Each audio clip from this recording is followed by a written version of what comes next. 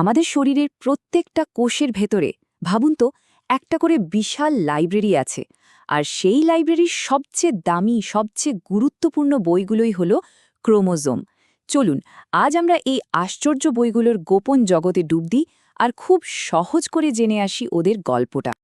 আচ্ছা, কখনো কি মনে হয়েছে যে কয়েক কিলোমিটার লম্বা একটা সুতোকে কি করে ছোট্ট একটা দেশলাই বাক্সে রাখা সম্ভব? অসম্ভব মনে হচ্ছে, তাই না? কিন্তু আমাদের কোষগুলো ঠিক এই অসম্ভব কাজটাই রোজ করে চলেছে। ওদের ভেতরে থাকা লম্বা ডিএনএকে ছোট্ট একটুখানি জায়গার মধ্যে কি দারুণভাবে গুছিয়ে রাখে, আর এই গুছিয়ে রাখার জাদুটারই নাম হল ক্রোমোজোম। তাহলে আসল কথায় আসা যাক, এই ক্রোমোজোম জিনিসটা আসলে কি? যদি একদম সহজ ভাষায় বলি, এটা হলো ডিএনএর একটা স্মার্ট প্যাকেজ। আমাদের শরীরের সমস্ত নির্দেশ, মানে আমরা কেমন দেখতে হব, আমাদের শরীর কিভাবে চলবে, সব লেখা থাকে ডিএনএতে। সেই বিশাল লম্বা ডিএনএতে সুন্দর করে ভাঁজ করে গুছিয়ে একটা প্যাকেটের মতো বানানো হয়, যাতে কোষের ওইটুকুনি জায়গায় ওটা ভালোভাবে এঁটে যায়। কিন্তু প্রশ্ন হলো, এত কষ্ট করে এই প্যাকিংয়ের দরকারটা কি? এর পেছনে কারণ আছে দুটো।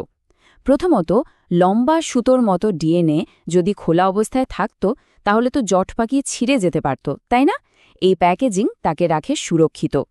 আর দ্বিতীয় কারণটা আরও গুরুত্বপূর্ণ। যখন একটা কোষ ভেঙে দুটো নতুন কোষ তৈরি হয়, তখন এই ডিএনএকে একদম সমানভাবে ভাগ করে দিতে হয়। জিনিসটা গোছানো থাকলে ভাগ করাটা অনেক সহজ আর নিখুঁত হয়। বেশ, চলুন তাহলে এবার দেখে নেওয়া যাক ঠিক কিভাবে একটা সাধারণ ডিএনএ সুতো থেকে এমন একটা অসাধারণ গোছানো ক্রোমোজোম তৈরি হয়। সত্যি বলতে এটা একটা দারুণ জার্নির মতো। এই পুরো জার্নিটা কয়েকটা ধাপে হয়। প্রথমে তো রয়েছে ডিএনএর সেই বিখ্যাত পেঁচানো সিঁড়ির মতো গঠন। এরপর এই লম্বা সুতোটা কিছু গোল গোল প্রোটিনের গায়ে জড়িয়ে যায়, ঠিক যেন একটা পুঁতির মালা। এই পুঁতিগুলোকে বলে নিউক্লিওজোম। তারপর সেই পুঁতির মালাটা আরও পেঁচিয়ে একটা মোটা দড়ির মতো তৈরি হয়, যেটাকে আমরা বলি ক্রোমাটিন ফাইবার। আর সবশেষে এই দড়িটাই আরও কয়েক দফা ভাঁজ হয়ে আমাদের চেনা ক্রোমোজোমের আকার নেয়। একটু আগে যে পুঁতির মালার কথা বললাম, মনে আছে? ওই মালার এক একটা পুঁতি হল নিউক্লিওজোম। আর এটাই হলো ডিএনএ গোছানোর প্রথম এবং সবচেয়ে জরুরি ইউনিট। ভাবুন, যেন একটা প্রোটিনের তৈরি লাটাই, আর তার গায়ে সুন্দর করে জড়িয়ে আছে আমাদের ডিএনএর সুতো। আচ্ছা, এইখানে এসে অনেকেরই একটা প্রশ্ন জাগে যে ক্রোম্যাটিন আর ক্রোমোজোমের মধ্যে আসল পার্থক্যটা কোথায়? কারণ দুটোই তো ডিএনএ আর প্রোটিন দিয়েই তৈরি। আসলে জিনিস একই হলেও এদের অবস্থা আর কাজ কিন্তু একদম আলাদা। এই বিষয়টা মনে রাখার জন্য একটা দারুণ সহজ কথা আছে। ক্রোম্যাটিন কাজের জন্য আর ক্রোমোজোম ভাগের জন্য। ব্যাপারটা অনেকটা এরকম, যখন কোষটা নিজের স্বাভাবিক কাজ করে তখন তার ডিএনএ ক্রোম্যাটিন হিসেবে থাকে, যেন একটা লাইব্রেরির তাক থেকে বইগুলো বের করে রাখা আছে যাতে দরকারি তথ্যগুলো পড়া যায়। কিন্তু যখন কোষটা ভাগ হওয়ার প্রস্তুতি নেয়, তখন সব বইপত্র গুছিয়ে ব্যাগে ভরার মতো করে ডিএনএকে ক্রোমোজোম হিসেবে প্যাক করে ফেলে। বেশ, প্যাকেটটা তো আমরা দেখলাম। এবার চলুন প্যাকেটের ভেতরটা একটু খুলে দেখা যাক। মানে একটা ক্রোমোজোমের কি কি গুরুত্বপূর্ণ অংশ থাকে সেগুলো চিনে নেওয়া যাক। আচ্ছা, কোষ যখন ভাগ হওয়ার জন্য তৈরি হয়, তখন সে তার সব ডিএনএকে ফটোকপি করে ফেলে, যাতে দুটো নতুন কোষই পুরো সেটটা পায়। এর ফলে একটা ক্রোমোজোমের দুটো হুবহু কপি তৈরি হয়। এই প্রত্যেকটা কপিকে বলা হয় একটা ক্রোম্যাটিড। ভাবুন, এরা যেন দুই যমজ বোন, যারা একে অপরের সাথে জুড়ে থাকে। তো এই যে দুই যমজ বোনের কথা বললাম, ওরা একটা বিশেষ জায়গায় একে অপরকে আঁকড়ে ধরে রাখে। ক্রোমোজোমের ওই যে সরুর সংকুচিত কোমরটা দেখা যায়, ওই সংযোগের জায়গাটাকেই বলে সেন্ট্রোমিয়ার। এখন এই সেন্ট্রোমিয়ারের ওপরেই আরও একটা ইন্টারেস্টিং জিনিস থাকে। ভাবুন, একটা বিশেষ প্রোটিনের তৈরি আংটার মতো একটা স্ট্রাকচার, যার নাম কাইনেটোকোর। কোষ বিভাজনের সময় কিছু অদৃশ্য দড়ির মতো জিনিস এসে ঠিক এই আংটাটাকেই ধরে টানে, আর ওই যমজ বোন দুটোকে আলাদা করে দুটো নতুন কোষের দিকে নিয়ে যায়। এই দুটো জিনিসকে মনে রাখার জন্য একটা দারুণ তুলনা আছে, শুনুন। সেন্ট্রোমিয়ার হলো হাতল আর কাইনেটোকোর হলো হুক। সেন্ট্রোমিয়ার একটা হাতলের মতো দুটো ক্রোম্যাটিডকে একসাথে ধরে রাখে, আর কাইনেটোকোর একটা হুকের মতো কাজ করে, যেখানে ওই অদৃশ্য দড়িগুলো এসে আটকে যায়। কি দারুণ, তাই না? ওকে, আমরা ক্রোমোজোমের মাঝখানটা তো দেখলাম।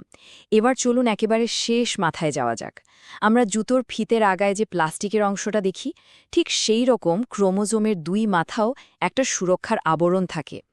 ডিএনএর এই প্রান্তের আবরণগুলোকেই বলে টেলোমিয়ার। কিন্তু প্রশ্ন হল, জুতোর ফিতের আগার ওই প্লাস্টিকের মতোই এই টেলোমিয়ারগুলো এত ইম্পর্ট্যান্ট কেন? এদের কাজটা কি? আসলে এই দুটো মারাত্মক জরুরি কাজ আছে। প্রথমত, প্রত্যেকবার ডিএনএ কপি হওয়ার সময় এর শেষ মাথা থেকে একটু একটু করে অংশ হারিয়ে যায়। টেলোমিয়ারগুলো নিজেদের খুইয়ে ফেলে, কিন্তু ভেতরের আসল দরকারি তথ্যকে সুরক্ষিত রাখে। আর দ্বিতীয়ত, এরা ক্রোমোজোমের আঠালো মাথাগুলোকে একে অপরের সাথে জুড়ে যেতে দেয় না, মানে জট পাকাতে দেয় না। আচ্ছা, এবার একটা খুব মজার কিন্তু গুরুত্বপূর্ণ টপিকে আসি, সেটা হলো ক্রোমোজোম গোনা। এখানে কিন্তু অনেকে একটু গণ্ডগোল করে ফেলে। চলুন আজ এমন একটা সহজ নিয়ম শিখে নিই, যাতে আর জীবনেও ভুল না হয়। নিয়মটা কি? একদম সিম্পল। জাস্ট সেন্ট্রোমিয়ার গুনতে হবে। যটা সেন্ট্রোমিয়ার তটাই ক্রোমোজোম, ব্যাস। তাই যখন একটা ক্রোমোজোমের দুটো ক্রোম্যাটিড বা যমজ বোন থাকে, তখনও কিন্তু তার সেন্ট্রোমিয়ার একটাই থাকে, আর তাই আমরা ওটাকে একটাই ক্রোমোজোম বলবো। খুবই সোজা, তাই জানেন? ক্রোমোজোমদেরও কিন্তু একটা ফ্যামিলি আছে, মানে বিভিন্ন ধরনের ক্রোমোজোম হয়। তাদের দেখতে কেমন বা তারা কি কাজ করে তার উপর ভিত্তি করে এদেরকে চেনা যায়। চলুন আজ তাদের পরিবারের সদস্যদের সাথে একটু আলাপ করা যাক। তো এদেরকে চেনার একটা উপায় হলো সেন্ট্রোমিয়ারটা ঠিক কোথায় আছে সেটা দেখা। যেমন ধরুন, সেন্ট্রোমিয়ারটা যদি একদম মাঝখানে থাকে, তাহলে ক্রোমোজোমটাকে বলা হয় মেটাসেন্ট্রিক। যদি মাঝখান থেকে একটু একপাশে সরে থাকে, তাহলে সাবমেটাসেন্ট্রিক। যদি প্রায় কিনারের দিকে চলে যায়, তবে অ্যাক্রোসেন্ট্রিক। আর যদি একদম শেষ মাথায় থাকে, তাহলে সেটা হলো টিলোসেন্ট্রিক। আবার কাজের দিক থেকেও এদের দুটো বড় ভাগ আছে। একদলকে আমরা বলি অটোজোম। এদের কাজ হলো আমাদের শরীরের সাধারণ সব বৈশিষ্ট্য, মানে ধরুন আমাদের চুলের রং কেমন হবে, আমরা লম্বা হব না বেটে হব, এইগুলো ঠিক করা। আর অন্য দলটা হলো সেক্স ক্রোমোজোম, যারা ঠিক করে দেয় জৈবিক লিঙ্গ কি হবে। তাহলে পুরো আলোচনাটা থেকে আমরা কয়েকটা খুব গুরুত্বপূর্ণ পয়েন্ট পেয়ে গেলাম, তাই না? চলুন এক ঝলকে দেখে নিই। ১. ক্রোমোজোম হলো ডিএনএর একটা সুপার প্যাকড সংস্করণ। ২. ক্রোমাটিন হলো কাজের মোড, আর ক্রোমোজোম হলো বিভাজনের মোড। ৩. ক্রোমোজোম গুনতে হলে গুনতে হবে সেন্ট্রোমিয়ার।